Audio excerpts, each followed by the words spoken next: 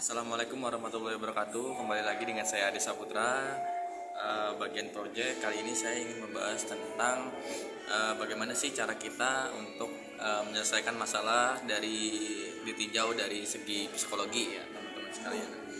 Ya, yang pertama itu kita harus sadar akan masalah ya. Langkah pertama seorang dalam menyelesaikan sebuah masalah adalah dengan menyadari akan adanya permasalahan itu yang terjadi. Seseorang harus sadar bahwa ia sedang dihadapkan pada suatu masalah yang membutuhkan sebuah solusi. Dengan begitu, seseorang akan merasa memiliki sebuah kesulitan yang harus segera selesai dengan baik.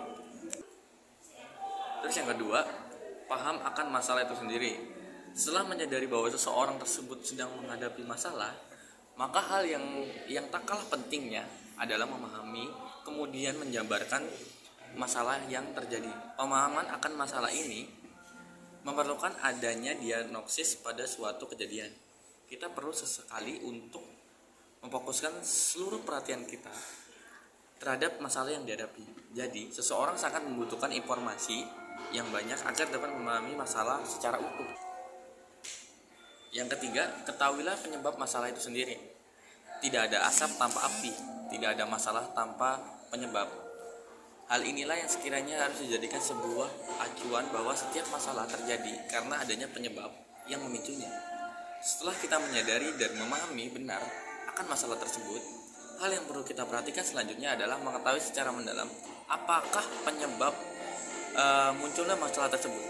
Dengan mengenali, kita akan lebih mudah memecahkan sebuah masalah itu sendiri. Yang keempat, mulai sederhanakan dari masalah itu sendiri. Bukan tidak mungkin bahwa yang membuat masalah menjadi rumit dan tak kunjung reda adalah dari dalam diri kita sendiri. Tak jarang kita sering membuat diri kita terpuruk sendiri pada suatu keputusan.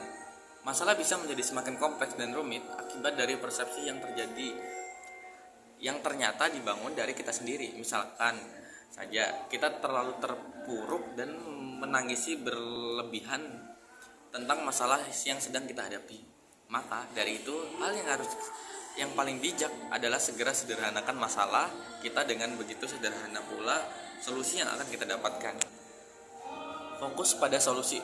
Hindari untuk berfokus terus-menerus terhadap masalah kita, karena sikap ini malah akan membuat kita terlalu manja dan sibuk mengasihi diri sendiri.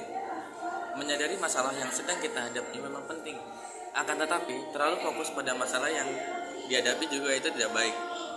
Bagi fokusmu terhadap upaya untuk mencari solusi berupa tindakan nyata untuk menyelesaikan permasalahan yang sedang kita hadapi. Yang keenam, kenali kemungkinan penyelesaian masalah. Setelah kamu fokus akan solusi penyelesaian masalah yang kita hadapi, langkah selanjutnya adalah mengenali dan mengklasifikasikan beberapa kemungkinan akan sebuah bentuk kemungkinan penyelesaian suatu masalah.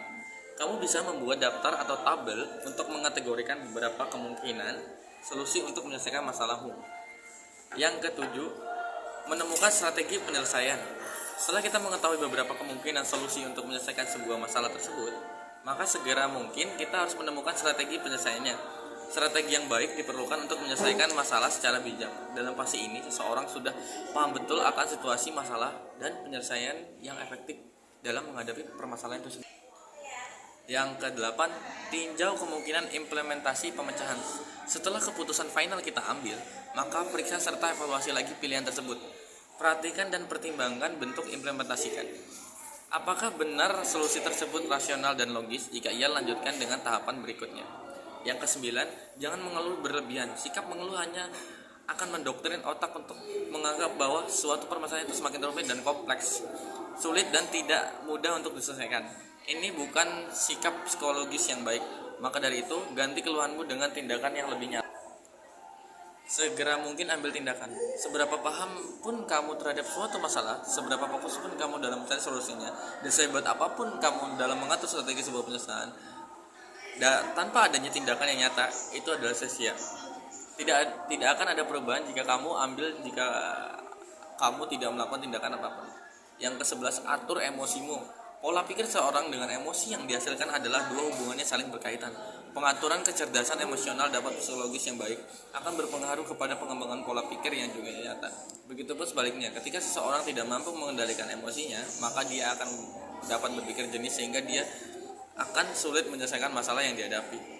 Yang ke-12, berpikir logis. Setelah kamu mengendalikan emosimu, maka hal yang tidak kalah penting adalah selalu berusaha untuk berpikir secara logis dan rasional. Berpikir secara logis akan mempengaruhi pola pikir kamu untuk yang kamu miliki. Ketika seseorang berpikir positif dan logis, maka hal-hal yang dilakukan juga harus berpositif juga, khususnya dalam penyelesaian masalah itu sendiri. Yang terakhir adalah bersikap profesional. Bersikap profesional berarti kita terkepung oleh pikiran atau hal-hal yang bersifat negatif yang dapat mempengaruhi kejiwaan seseorang. Manusia hanya dapat berpikir jernih dan beretika dalam keadaan yang rileks dan nyaman. Seringkali individu akan cenderung stres, marah atau sedih ketika menghadapi masalah yang terjadi. Hal ini malah akan membuatnya sulit untuk menyelesaikan masalah. Demikian beberapa cara menyelesaikan masalah menurut psikologi. Mohon maaf apabila ada salah kata. Saya Ade Saputra, mohon pamit. Wassalamualaikum warahmatullahi wabarakatuh.